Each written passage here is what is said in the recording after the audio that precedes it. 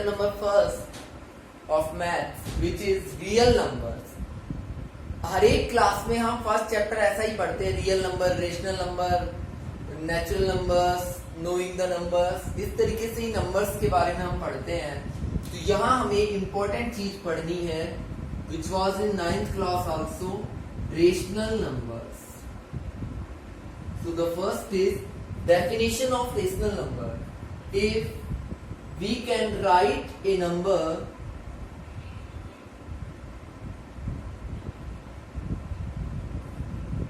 in form of P upon Q, where Q is not equals to 0, then this number is called rational number.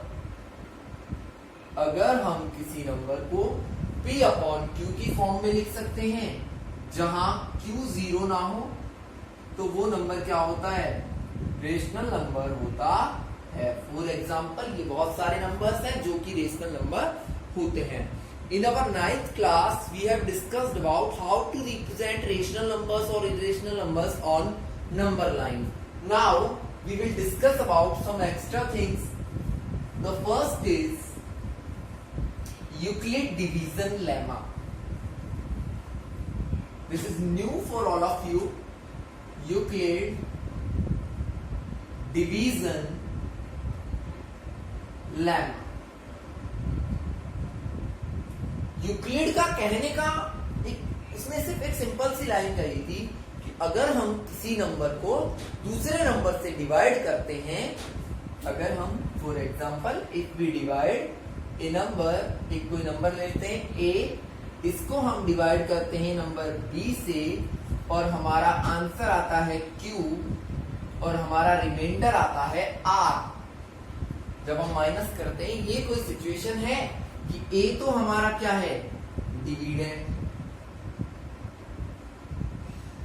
B क्या है? Divisor. Q क्या है? Quotient.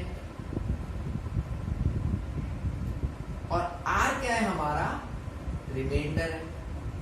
अगर ऐसी कहीं पे कंडीशन है तो जो रिमाइंडर की वैल्यू जो है, जो रिमाइंडर जो होता है वो कभी भी डिवाइजर से बड़ा नहीं हो सकता। रिमाइंडर डिवाइजर से ऑलवेज कैसा होगा? छोटा होगा, इक्वल भी नहीं होगा। या तो जीरो हो सकता है, कभी कभी जीरो आता है, या तो जीरो हो सकता है, या फिर जीरो से बड़ा और डिवाइजर से छोटा होगा। ये ऑलवेज कंडीशन होती है। फिर हमारे पास एक और रिलेशन होता है, इसको अभी हम देखिए। पहला रिलेशन हमारे पास क्या होता है, जो हम नॉर्मल डिवीजन में भी पढ़ते हैं, that dividend equals to divisor into quotient plus reminder होता है।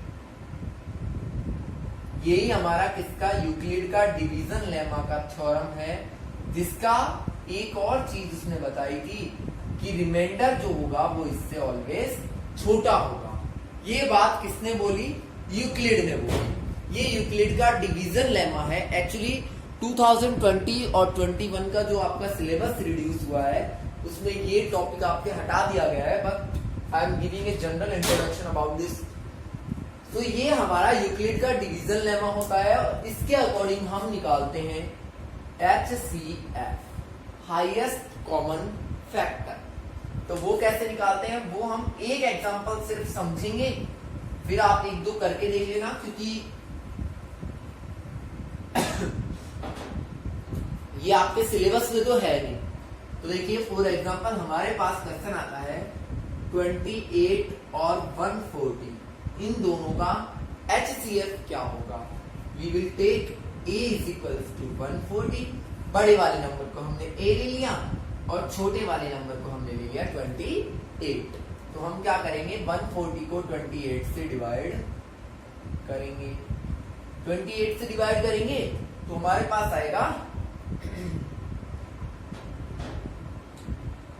28 5 जा 140 और यहां रिमाइंडर आ गया 0। जहां रिमाइंडर 0 आ जाए, जहां रिमाइंडर क्या आ जाए 0, तो छोटा वाला नंबर ही क्या होगा? हमारा HCF होगा।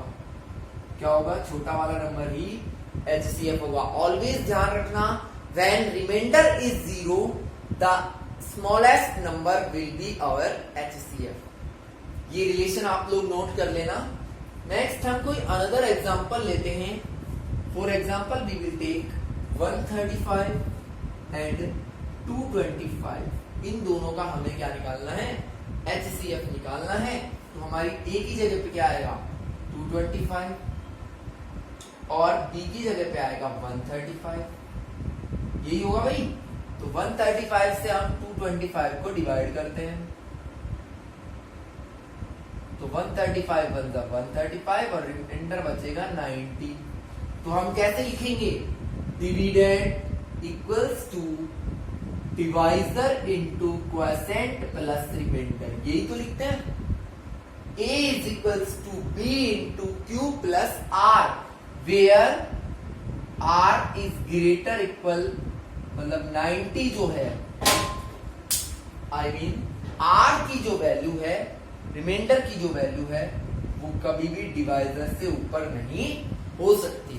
0 से बड़ी होगी और डिवाइजर से छोटी होगी। ये पहला काम हमने कर दिया, रिमाइंडर 0 नहीं आया। तो कब तक करना है ये काम, जब तक रिमाइंडर 0 नहीं आ जाए। अब हमारे लिए ये था फर्स्ट केस।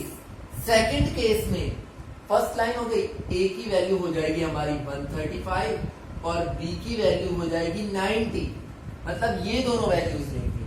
तो अब की बार हम 135 को डिवाइड करेंगे 90 से, 90 1 जा 90 और रिमाइंडर आएगा 45। तो वही लिखेंगे, dividend is equals to divisor into quotient plus remainder, where remainder is greater equal 0 but less than divisor. Divisor से ऑलवेज कैसा होगा, छोटा होगा। सेकंड कंडीशन में भी हमारा रिमाइंडर 0 नहीं आया। अब थर्ड कंडीशन में हम कौन कौन सी वैल्यू लेंगे, 45 और 90। तो देखिए थर्ड कंडीशन में A की वैल्यू होगी 90 और B होगा 45। जब 45 से 90 को डिवाइड करोगे तो 45 2 जा 90 और रिमाइंडर आ जाएगा 0। तो देखिए हम लिखेंगे 90, मतलब dividend is equals to divisor, कितने टाइम डिवाइड होगा 2 टाइम और रिमाइंडर आ गया 0। R कितना आ गया 0। जब रिमाइंडर 0 होता है तो छोटा वाला नंबर ही हमारा क्या होता है, HCF होता है। तो इन दोनों का HCF क्या होगा, 45 होगा। ये हमारा यूक्लिड डिवीजन लेमा जो होता है वो है। इस तरीके से हमें यूक्लिड डिवीजन लेमा से HCF फाइंड करने होते हैं। बट ये आपके जो हमारा ये चैप्टर है, फर्स्ट चैप्टर, इसमें से जो सिलेबस रिड्यूस हुआ है उसमें इसको क्या कर दिया गया है, रिड्यूस कर दिया गया है यूक्लिड डिवीजन लेमा को। तो 1.1 एक्सरसाइज आपके सिलेबस में नहीं है। फिर 1.2 एक्सरसाइज में क्या आता है, देखिए 1.2 एक्सरसाइज में आएगा, एक्सरसाइज में 1.2 स्टार्ट कर रहा हूं अभी। इसमें क्या है, जो आपने प्राइम फैक्टर से HCF निकालना सभी को आता है। आई डोंट थिंक कि 10th क्लास में किसी को प्राइम फैक्टर से LCM निकालना नहीं आता होगा या प्राइम फैक्टर्स करना नहीं आता होगा। तो 1.2 एक्सरसाइज आपकी totally depends on prime factors. एक तो प्राइम फैक्टर और एक रिलेशन होता है LCM into HCF is equals to first number into second number। मतलब LCM और HCF का जो मल्टीप्लाई होगा ना, वही हमारे दोनों नंबर्स का भी मल्टीप्लाई यानी कि प्रोडक्ट होगा। ये हमारा एक रिलेशन है, ये भी काम में आता है और प्राइम फैक्टर्स भी हमारे काम में आते हैं। तो आज हम 1.2 एक्सरसाइज को कंप्लीट करेंगे। देखिए फर्स्ट क्वेश्चन जो हमारा होगा, right in the form of prime factors. आपको किसकी फॉर्म में लिखना है, प्राइम फैक्टर्स की फॉर्म में लिखना है। और हमारा फर्स्ट पार्ट है 140। तो 140 के हम फैक्टर्स करते हैं। देखिए फर्स्ट में 2 से डिवाइड करेंगे तो आएगा 70, अगेन 2 से करेंगे 35, 5, 7, 7 और 1। तो 140 के फैक्टर्स होंगे 2 इंटू 2 इंटू 5 इंटू 7। ये कैसे फैक्टर है? Prime factor. 156 के अगर हम फैक्टर करते हैं 2 से डिवाइड करेंगे तो आएगा 78,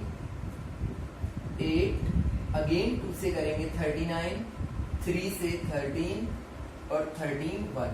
तो देखिए 156 के फैक्टर होंगे 2 इंटू 2 इंटू 3 इंटू 13। इसके बाद 3825, पहले 3 से डिवाइड करते हैं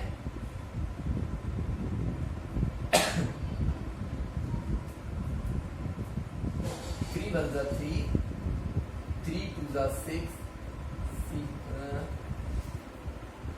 फिर 3 से करेंगे 425, फिर 5 से करेंगे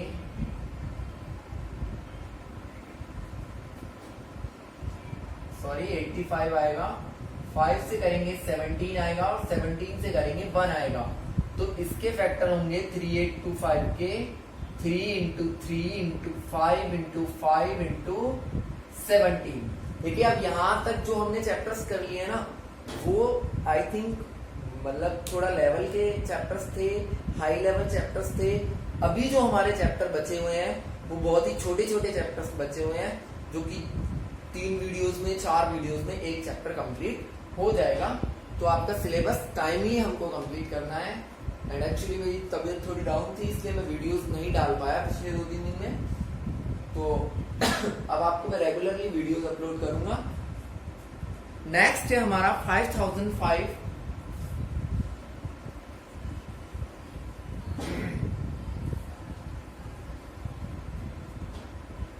फोर्थ है हमारा 5005। 5 से डिवाइड करेंगे 1001,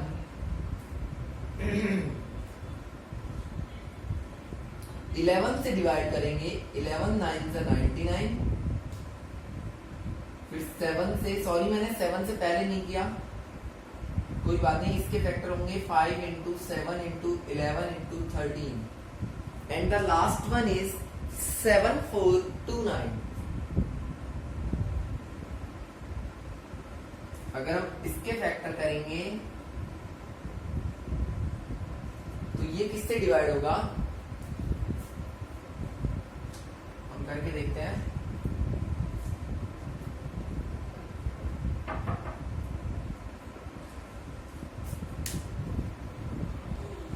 तो देखिए इसको हम डिवाइड करेंगे तो किससे होगा, ये 17 से।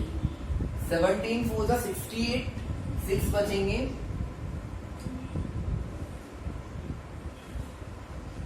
और 17 7 जा ये आ जाएगा। फिर करेंगे 19 से तो 19 2 जा 38, 19 3 जा 57, फिर 23 से। तो इसके फैक्टर होंगे 17 into 19 into 23। It was the first question of our 6.2 exercise, sorry 1.2 exercise. देखिए नेक्स्ट क्वेश्चन है find LCM and HCF and verify the relation. आपको एलसीएम और एचसीएफ फाइंड करने हैं, उसके बाद रिलेशन प्रूव करना है। तो एलसीएम एचसीएफ हमें फाइंड करना आते हैं कि हम फैक्टर्स करते हैं 13 13 और 1। इसके फैक्टर करेंगे 91 तो आएगा 7 13 13 और 1। तो देखिए दोनों में कॉमन कौन है, वो तो होता है HCF। कॉमन तो कौन है 30, और जो कॉमन है वो तो लेना है एक बार, और बिना कॉमन के कौन बच गए 2 और 7। तो ये होगा क्या LCM, कितना आ जाएगा 182। अब हमें रिलेशन प्रूव करना है, कौन सा LCM into HCF is equals to the product of numbers। ये नंबर्स के प्रोडक्ट के इक्वल होना चाहिए। इधर आप मल्टीप्लाई करोगे तो आएगा 2366 और इधर करोगे तो 26 बनता 26,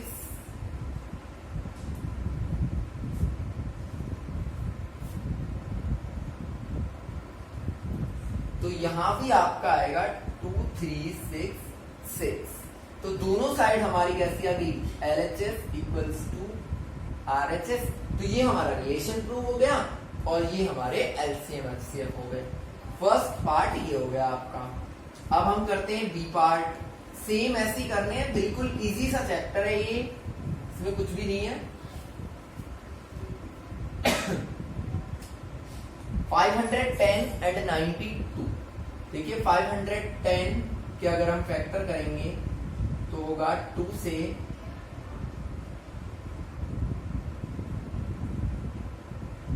7 5,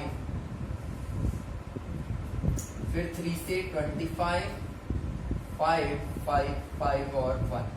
और इधर 92 के अगर हम फैक्टर करेंगे तो 2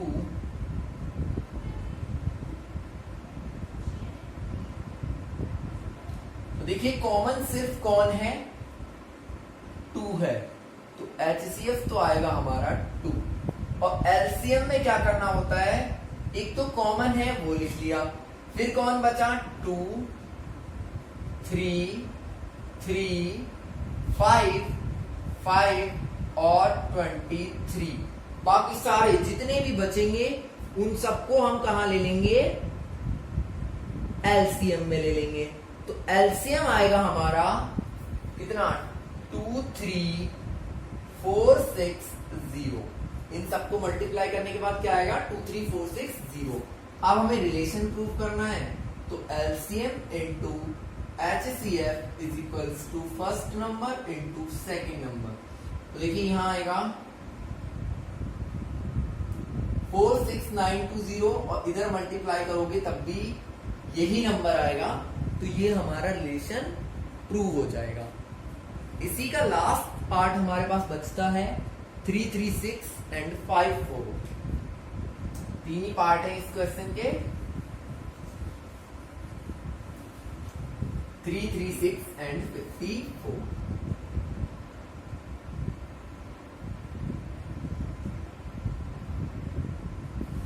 देखिए आप 3 3 6 के फैक्टर अगर हम करते हैं तो 16 168 आएगा, 284 242 21 7 7 और 1।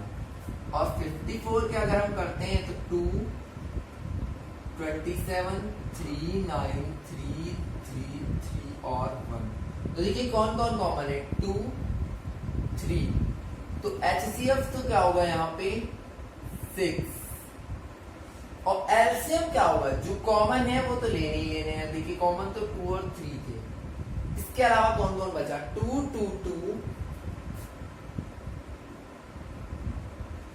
और 7 और 3 3। अब हम इन सबको क्या करेंगे, मल्टीप्लाई करेंगे तो हमारा LCM आएगा 18144। अब हमें रिलेशन प्रूव करना है तो 18144 इंटू करेंगे HCF should be equals to 336 into 54। ये इक्वल होने चाहिए। तो देखिए अब हम करके देखते हैं। सॉरी इधर में 3024 आएगा और दोनों को मल्टीप्लाई करेंगे तो आएगा 18144 दोनों ही side. LHS is equals to RHS, so our answer is right. ठीक है भाई, ये हमारा क्या हो गया, सेकंड क्वेश्चन हो गया। इसके बाद थर्ड है हमारा फाइंड LCM एंड HCF। सिर्फ इतना, हमें कोई रिलेशन वेरीफाई नहीं करना है। थर्ड क्वेश्चन, थर्ड का फर्स्ट पार्ट अगर हम करते हैं तो आएगा 12 15 और 21। देखिए 12 के आप फैक्टर करोगे आएगा 2 2 3। 15 के फैक्टर करोगे 3 इंटू 5। कॉमन फैक्टर ही दिए मैंने, कुछ भी नहीं किया, सिर्फ लिख रहा हूं उनको। और 21 का करोगे 3 इंटू 7। तो कॉमन कौन सा है, ओनली 3 है। तो HCF तो होगा 3 और एलसीएम जो होगा वो देखिए कॉमन को तो लेना ही लेना है, उसके अलावा जो भी बचता है सबको लेना है। तो एलसीएम आएगा 420, कितना आएगा 420। नेक्स्ट है 17, 23 एंड 29। नेक्स्ट क्या है 17, 23 एंड 29। देखो पहली बात तो तीनों ही प्राइम नंबर हैं, तीनों किसी से डिवाइड नहीं होते हैं। जब डिवाइड नहीं होते तो इनके फैक्टर क्या बनेंगे, यही बनेंगे। जब कोई फैक्टर ही नहीं है तो हाईएस्ट कॉमन फैक्टर है, इनकी एचसीएफ क्या होगा 1 और एलसीएम क्या होगा, तीनों को मल्टीप्लाई कर दो भाई, तो कितना आ जाएगा एलसीएम। एलसीएम हमारे पास आ जाएगा 11339। ठीक है भाई। Now the last part is 8, 9 and 25।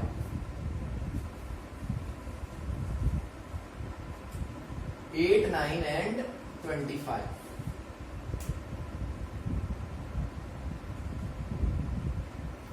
C part है ये। 8 के फैक्टर करोगे 2 इंटू 2, 9 के करोगे 3 इंटू 3 और 25 के करोगे तो 5 इंटू 5। कोई कॉमन नहीं है तो एचसीएफ 1 और एलसीएम क्या होगा, सारे मल्टीप्लाई होंगे। तो देखिए 8 इंटू 9 इंटू 25, या फिर फैक्टर्स को कर लो वही आएगा। सॉरी यहाँ पे एक और 2 आएगा, तो कितना आ जाएगा 2 into 2 into 2 into 3 into 3 into 5 into 5। तो हमारा जो एलसीएम की वैल्यू आएगी वो आएगी 1800। It was the third part of third question. अब हम आते हैं नेक्स्ट पार्ट पे। फोर्थ पार्ट जो हमारा है वो है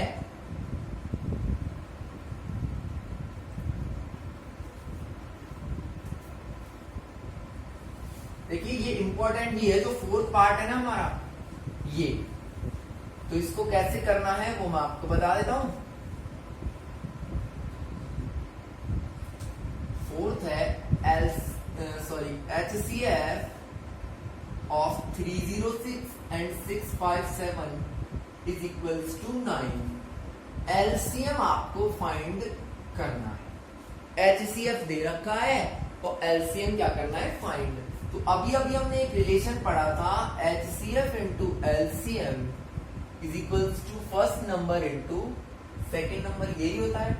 देखिए हमें क्या निकालना है, एलसीएम। तो क्या होगा, first number into second number upon क्या करते हैं हम, HCF करते हैं। एलसीएम को इधर ले गए, देखिए first number into second number upon HCF। तो इससे डिवाइड करेंगे, 9 3 27 और 9 4 36। तो एलसीएम की जो वैल्यू आएगी वो हमारे पास इन दोनों का मल्टीप्लीकेशन होगी, यानी कि 34 इंटू 657। तो ये आएगा 38। It is our question number 4। आपसे कुछ भी पूछे वो, अगर 3 चीजें दी हुई हो और एक चीज पूछे तो आप यही फॉर्मूला यूज करोगे। ठीक है भाई। फिफ्थ क्वेश्चन है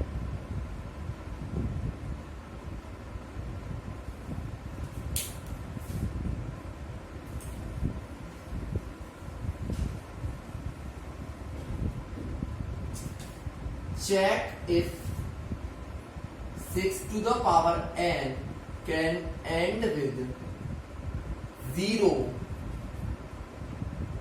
for any natural number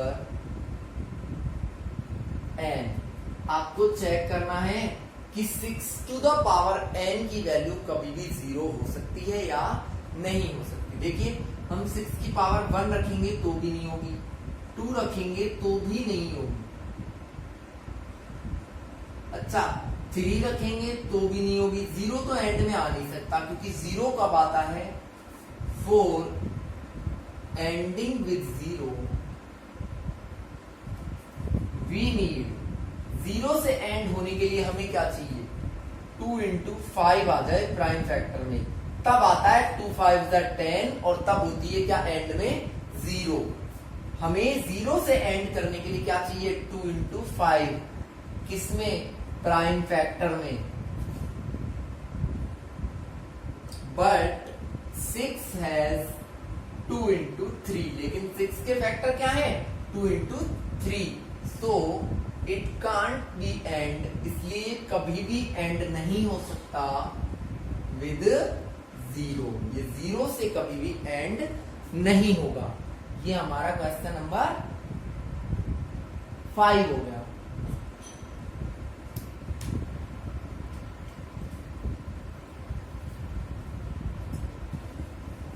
अब हम करते हैं 6।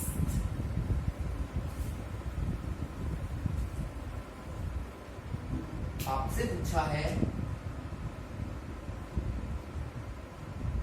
7 इंटू 11 इंटू 13 प्लस 13। एक तो ये नंबर दिया हुआ है, एक है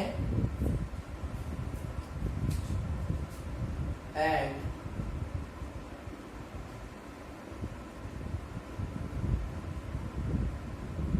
ये दो numbers. Why these are composite number, कि ये दोनों कंपोजिट क्यों है।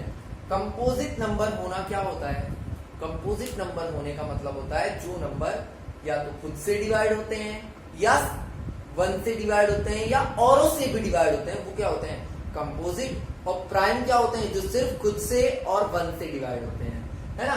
तो हमें कंपोजिट प्रूव करने के लिए क्या प्रूव करना पड़ेगा कि ये खुद के अलावा और 1 के अलावा औरों से भी डिवाइड होते हैं। तो पहले हम यहाँ कंपोजिट नंबर की डेफिनेशन लिखेंगे, the number which is divisible by another numbers then 1 and self, जो खुद के और 1 के अलावा औरों से भी डिवाइड हुए ना, वही क्या होता है कंपोजिट नंबर होता है। अब इस वाले में देखिए यहाँ भी 13 है और प्लस के इधर भी 13 है, दोनों में हम 13 कॉमन ले लें तो प्लस के इधर तो बचेगा ये और प्लस के इधर बचेगा 1। ये देखिए इधर से तो मैंने 13 कॉमन ले लिया तो ये बच गया, इधर से 13 कॉमन लिया तो 1 बचा। सेम हेयर, अगर हम यहाँ पे 5 कॉमन ले लेते हैं क्योंकि इधर भी 5 है और प्लस के इधर भी 5 है, तो इधर तो बचेगा 7 6 4 3 2 इंटू 1 और प्लस के इधर बचेगा 1। तो देखिए यहाँ तो क्या आ जाएगा 13 77 प्लस 1 13 इंटू 78, मतलब इस वाले नंबर का 13 एक फैक्टर है, मतलब ये वाला नंबर 13 से भी डिवाइड होता है। हमें यही तो प्रूफ करना था कि जो 1 के और खुद के अलावा और किसी से भी डिवाइड होता है, तो हम लिखेंगे it is divisible by 13 also, ये 13 से भी डिवाइड होता है, so it is composite number. तो ये कैसा नंबर है कंपोजिट नंबर है।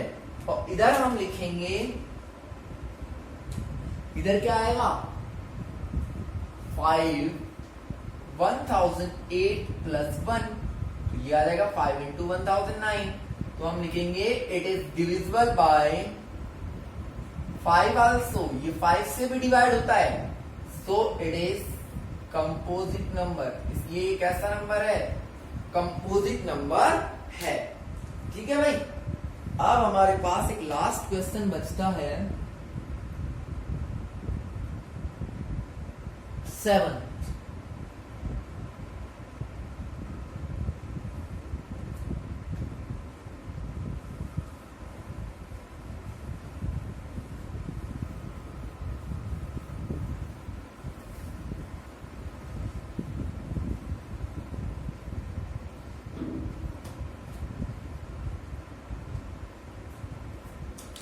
एक स्टूडेंट है दो, एक तो है स्नेहा और एक है रवि।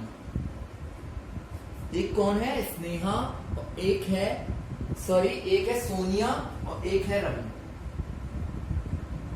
सोनिया तो लेती है 18 मिनट एक सर्कल का राउंड लगाने में,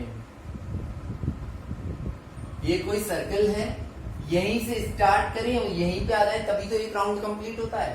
तो सोनिया कितना टाइम लेती है 18 मिनट और रवि लेता है 12 मिनट। आपको बताना है दोनों यहीं से चलना स्टार्ट करते हैं, दौड़ना स्टार्ट करते हैं, दोनों वापस कितने टाइम बाद मिलेंगे। तो देखिए अगर मैं बात करूं, रवि यहां से स्टार्ट करेगा 12 मिनट में एक चक्कर और सोनिया उसी चक्कर को लगाती है 18 मिनट में। तो पहले चक्कर में तो कहीं मिलेंगे नहीं। दूसरी बार में हम बात करें तो रवि 24 मिनट में यहां पहुंच जाएगा, सोनिया कहीं 24 मिनट में यहीं होगी। रवि 36 मिनट में वापस तीसरा चक्कर लगा चुका होगा और सोनिया 36 मिनट में 2 चक्कर लगा के यहीं पे आ गई होगी। तो 36 आएगा वैसे इसका आंसर जनरली, बट करना कैसे है, जब भी ऐसा कुछ पूछा जाए तो हम क्या निकालेंगे, HCF ऑफ 18 एंड 12।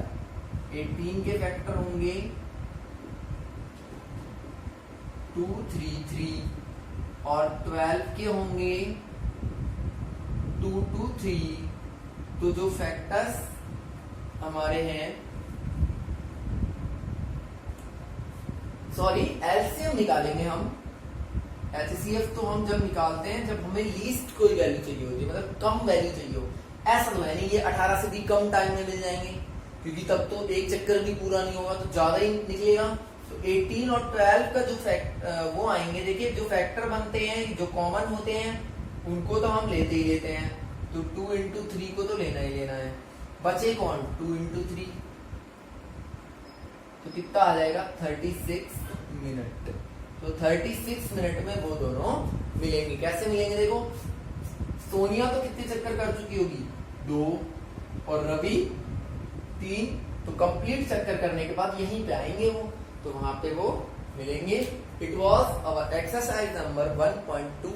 इसके बाद एक्सरसाइज 1.3 और 1.4 जो कि हम नेक्स्ट वीडियोस में करेंगे, वो भी बहुत ही छोटे छोटे एक्सरसाइजेस हैं। तो ये आपको ध्यान से करना है और नेक्स्ट टाइम जब भी होमवर्क चेक के लिए बोला जाएगा तो आप ये चेक कराओगे, ठीक है। So please watch the videos regularly and complete your homework on time. Thanks and have a nice day.